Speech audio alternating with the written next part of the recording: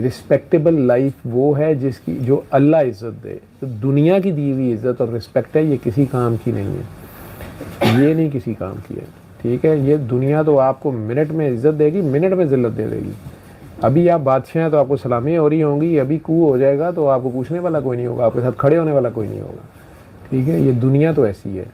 لیکن وہ جو مالک ہے، خالق ہے، وہ جنہیں عزت دیتا ہے وہ اصل عزت ہے. ٹھیک ہے، تو اس کی مخلوق سے آپ اگر اللہ کی خاطر پیار کرتے ہیں، اگر آپ کو اللہ سے پیار ہے، اب اللہ سے آپ کو پیار ہے تو اللہ تو نیچے آگے آپ کو جھمیاں جفیاں پاریاں نہیں دیتا کہ وہ ثابت کریں آپ کے اللہ جی مجھے آپ سے اتنا پیار ہے. وہ اپنے بندے ہی بھیجتا ہے، آپ اس کے بندوں سے کیسا سلوک کرتے ہیں اور وہاں سے آپ پکڑے جاتے ہیں. آپ ان کی یہ سرکار دو عالم سے آپ کا بہت پیار ہے تو آپ ان کی اطاعت کتنی کر رہے ہیں، آپ ان کو کتنا مان رہے ہیں. ان کا جو راستہ ہے محبت کا، پیار کا، درگزر کا، رواداری کا، اخوت کا، احسان کا، عدل کا، اس میں ہم کتنے ہیں.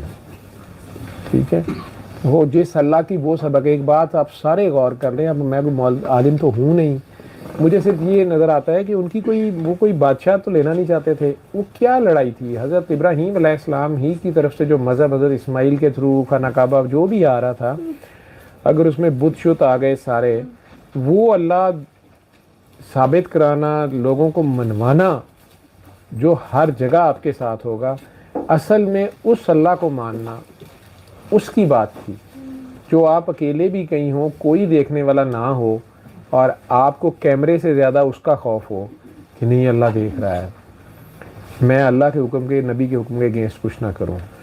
ٹھیک ہے، اب اللہ کریم نے، رسول کریم نے، مجھے آج بھی کسی بچی کا تھا کہ جی وہ میرے گھر والے جو ہیں وہ شادی کر رہے ہیں، تو وہ لڑکے کے بارے میں یہ پتہ چلا ہے کہ وہ شراب پیتا ہے. تو میرے گھر والے کہہ رہے ہیں کہ کوئی بات نہیں، وہ لڑکے منڈے کھنڈے ہوندے نے چھاڑی دندے نے، آپ پہ چھڑ دے گا. امیر لوگ تھے.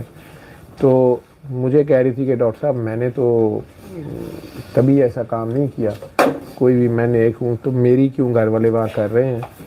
اور نریشن وہ قرآن کی اس آیت کی کر رہی تھی کہ نیک عورتوں کے لیے نیک مرد ہیں اور خبیث عورتوں کے لیے خبیث مرد ہیں، اور خبیث مردوں کے لیے خبیث عورتیں ہیں، اور نیک مردوں کے لیے نیک عورتیں ہیں. تو بڑی پریشان تھی کہ دیکھیں یہ آیت ہے تو میرا تو کوئی ایسا گناہ نہیں. میں بڑا سوچا اللہ میرے ایسے. میں نے کہا بیٹا ایک تو آپ سٹینڈ لے لیں، گھر والوں کو بتائیں کہ نہیں میں نے نہیں کرنا، یا یہ اللہ رسول کو حاضر ناظر جان کے اگر یہ توبہ کرتا ہے پہلے سے، جب اس کی اتنی بات مشہور ہے، اس کا مطلب ہے کہ وہ اوپن کھلم ڈلا کر رہا ہے. پر ام الخبائث ہے یہ نشہ جو ہے، یہ خباثتوں کی ماں ہے. تو اس میں انسان کو پھر اس حالت میں یاد نہیں رہتا کہ وہ کہاں کھڑا ہے. ایک تو ہے نا کئی دکھی لوگ ہوتے ہیں، ان کی حالت ایسی ہوتی ہے کہ ڈاکٹرز انہیں نشے پہ لگا دیتے ہیں، انہیں پین کلرز یا مورفین یا الکوہول یا جو بھی وٹ ایور شروع کر دیتے ہیں کہ جی علاج ہو رہا ہے سائیکیٹری کا یا وٹ ایور. ویسے عیاشی میں شراب اور زنا اگر کر رہا ہے بندہ، اور پہلے سے پتہ چل گیا کہ وہ یہ کر رہا ہے، اور آپ کے ماں باپ دس گڈ ہوپ کہ جی چھڈ دے گا، کہ یہ آپ اپنی بچی سے ظلم کر رہے ہیں. کہ وہ تو میں نے اس بچی کو کہہ دیا کہ بیٹا آپ سٹینڈ لے لیں، میں نہیں کرنا، آپ کو پتہ چل گیا. دوسری آپ یہ نریشن جو کر رہے ہو نا کہ نیک عورتوں کے لیے نیک مرد ہیں اور بد عورتوں کے لیے، میں اس کو اتنا سمجھتا ہوں کہ یہ ہمیں گائیڈ لائن دی گئی ہیں کہ اگر کوئی خبیث مرد ہے یا خبیث عورت ہے تو پھر آپ کا بچہ نیک ہے یا لڑکا لڑکی تو اس کا کمبینیشن اس کے ساتھ نہ کرے. ٹھیک ہے. دوسرا ادروائز اس دنیا میں یہ بھی ہوا ہے کہ فرعون کے گھر میں بی بی آسیہ ہیں، یہ اللہ اگینسٹ تو نہیں کر سکتا. ٹھیک. یا حضرت لوط علیہ السلام کے گھر میں وہ بیوی ان کی دوسری ہے. ٹھیک. تو وہ چیز نہیں ہے. اور باقی پھر آگے جنت کی بات ہو رہی ہے کہ وہاں پر جو نیک ہوں گے ان کے پاس نیک بیویاں ہوں گی، جنتی لوگوں کی جنتی بیویاں ہوں گی، اور دوزخ والوں کے ساتھ دوزخ والے ہوں گے. اس کا تو یہ مطلب ہے. وہ اس بات میں بڑی ڈپریس تھی کہ میں نے بہت سوچا ہے کہ میں نے کیا غلطی کی ہے، کہ میرے حصے میں یہ کیوں آ رہا ہے. تو میں نے نہیں، آپ ابھی سے سٹینڈ لو.